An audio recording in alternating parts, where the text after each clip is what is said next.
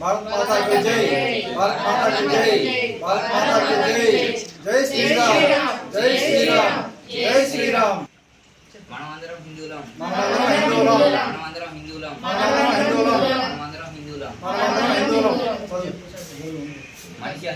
మనిషి మనిషి అనుసరించాల్సిన బాధ్యత మరియు లోకంలో తన ధర్మాన్ని కాపాడు శక్తిని పూజిస్తే విజయం ఖాయం అని శ్రీకృష్ణుడు చెప్పాడు.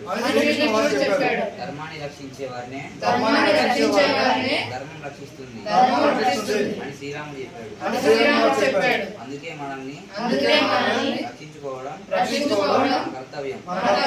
ప్రాచీన సంస్కృతి నుండి హిందూ ధర్మాన్ని నిలబెట్టగల పార్టీకి ఓటు వేయండి. శ్రీలత బట్టలు కానీ ఏవైనా వస్తువులు కొనుక్కోవాలంటే మన హిందువుల దగ్గర నుంచి కొనుక్కుందాం. మన హిందూ ధర్మాన్ని కాపాడుకోవాలి. నా పేరు కొత్తపల్లి రామాంజనేయులు. మేము నిన్న నైట్ 12 గంటలకు వచ్చాము. 6వ తారీఖు 6వ నెల 26వ సంవత్సరం రాత్రి 12 గంటలకు వచ్చాము. ఇక్కడంతా మాకు సౌకర్యంగా ఉంది, ఎటువంటి ఇబ్బందులు లేవు.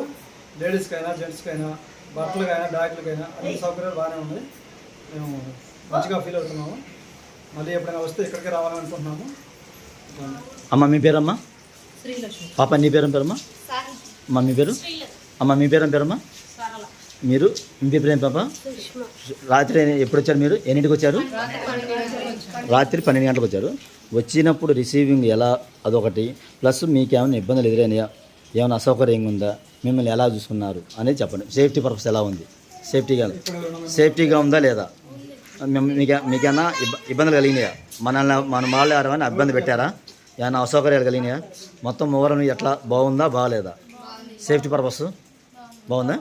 సో రీజన్ ఏంటంటే ఇక్కడ మీరు మన ఆడవాళ్ళు చెప్పే పద్ధతిని బట్టి చాలామంది ఆడవాళ్ళు ధైర్యంగా రాగలుగుతారు. ఎందుకంటే మనం ఉంటున్నాం కాబట్టి ఆడవాళ్ళు కూడా వచ్చి చాలా సేఫ్టీగా ఉండొచ్చు అనే ఉద్దేశంతో. సరేనా? మొత్తం రావచ్చు కదా? సో ఒక్కసారి అందరూ భారత్ మాతా జై 3 సార్లు అనండి గట్టిగా. भारत माता की जय, भारत माता की जय, भारत माता की जय, जय श्री राम, जय श्री राम, जय श्री राम.